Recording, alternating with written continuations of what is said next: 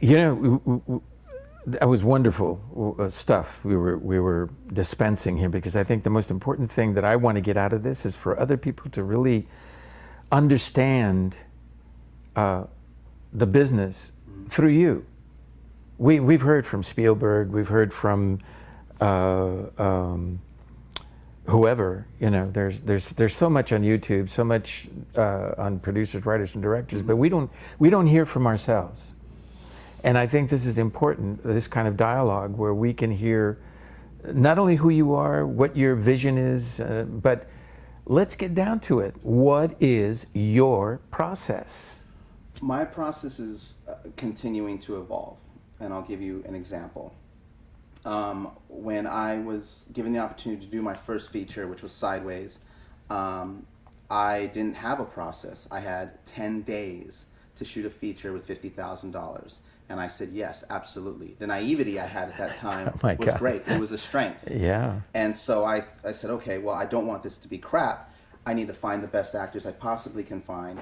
And I started to learn my process in the sense that, and this goes out to every filmmaker, it's when people agree to do your thing, okay, it's not just the film or the script. They are investing in you.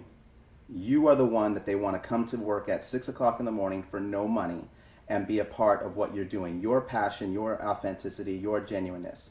And I realized that on that project because I got people to do that. And I had to accommodate actors because I felt bad. I wasn't paying them as much. And I said, look, we're shooting in LA. If you get an audition, you go. My AD, whom is amazing, we will work around it. And that's what we did. And somehow I was able to do it in 10 days.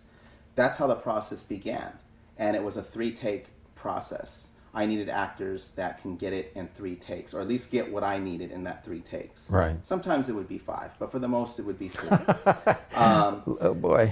But there would be rehearsal, and there would be meetings and talking about characters. So I mean, it was just a nice flow. That's how you. So once I had that process, I applied that to every film after that.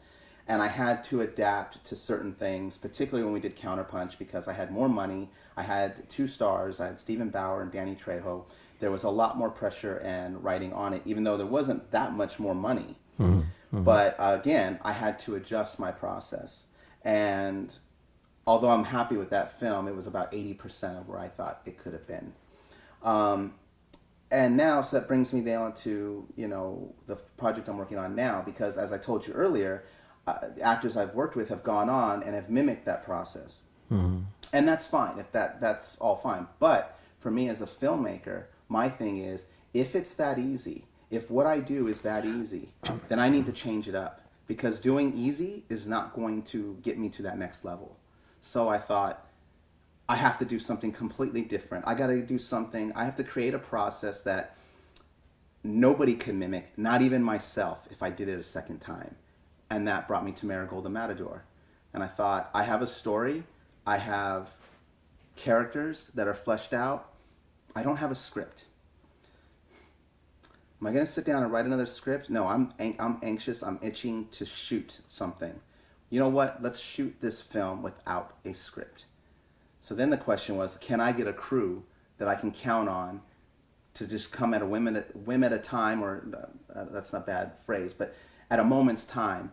And I said, let's shoot this weekend. And there's no script, there's no day-a-days, there's nothing. Well, that's like shooting without a net. Yes. And so we did that over a process of a year, and this story started to develop. And what was exciting about it was my crew, at the beginning, they were just there for me.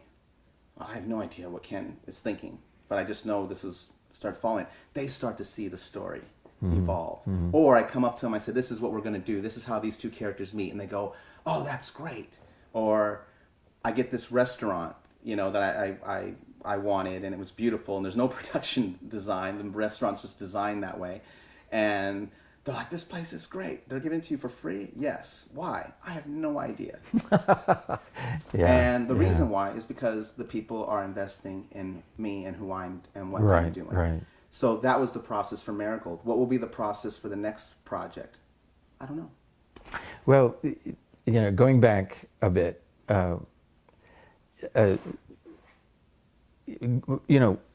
producing or even shooting without a script means that you're improvising. You're relying on your performers to come up with the sense of what you've given them in the scene. But that also poses a nightmare for your editor, because now you and he have to sit down and choose. Oh, she. Very good. Well, you're going to have to choose now based on all of the, and I'm sure you're doing more than 5 takes. Maybe. Okay, I'll buy that. Because you know what you want. That's the important aspect of the process. You know where you're going. You know when you see it. A lot of directors, as you know, will never see it and go on to do 10, 12, 15, 20 takes. Right, and that's their process. That's fine. I don't understand that. No, I'm going to give you an example. I was doing a show called Cades County with Glenn Ford. I was guest starring, and Linda Dangsel played my leading lady in that one. Linda was in West Side Story, and I don't know how she's doing now. I hope she's doing fine.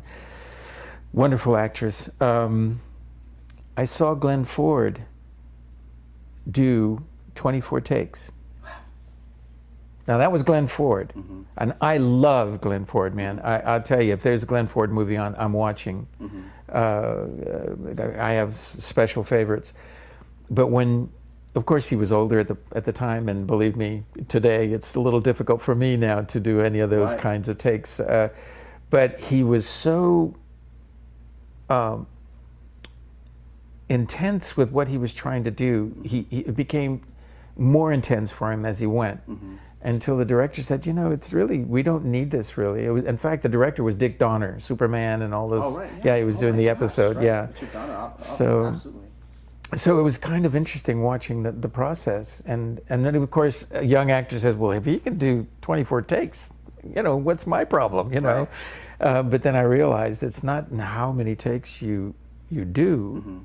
It's how you approach what it is you're trying to accomplish as a performer, and that's a totally different thing. So, absolutely. but it begs the question again in terms of editing and your process.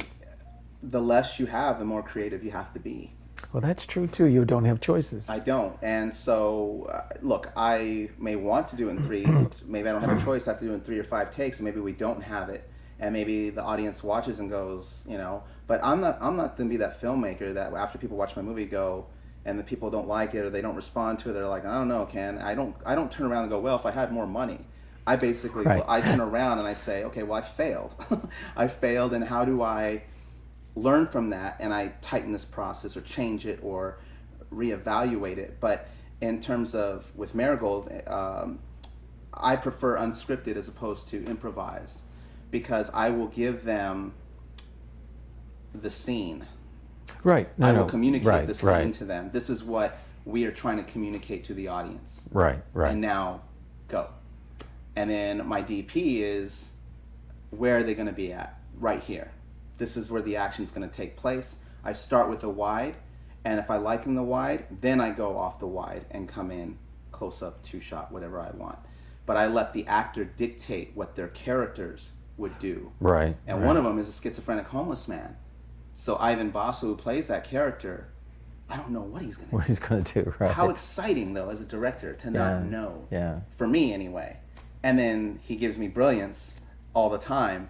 And I'm like, then it becomes, okay, let's do another one. Well, we can be here all day. I just have to stick straight to my vision, But that gives you a sense also of what the audience is expecting, because they also feel that they don't know what he's going to do. Absolutely. Yeah. And the thing about this particular project, it's not a documentary style. It's like a fly on the wall style. And as a writer, director, I'm sure as an actor, when you've taken the Metro or you've gone anywhere or done anything, I'm watching. What's that guy's story? What's that guy's story? When they go home, what do? That homeless person that's walking, what is their day like? If you've ever wanted to know that, this is where it happens. It's like you can follow my characters and get into their world without them knowing, excuse me, without them knowing you're there. But it's a voyeuristic way of filmmaking. Well, now okay. Now you were talking earlier about education. A film school or self-taught. and obviously we've gone the route of self-taught. You've put yourself in this situation. Well, cinema verite is one of those French conjured concepts in the 50s where they did exactly that. Let's just take the camera and go with it. Right. And that's what it sounds like you're doing here. And it's interesting you mentioned that, because a mutual friend of ours, Angela Ortiz, when she saw the teaser trailer that I put up, she said it reminded her of Fellini. Right, and right. That's not my education.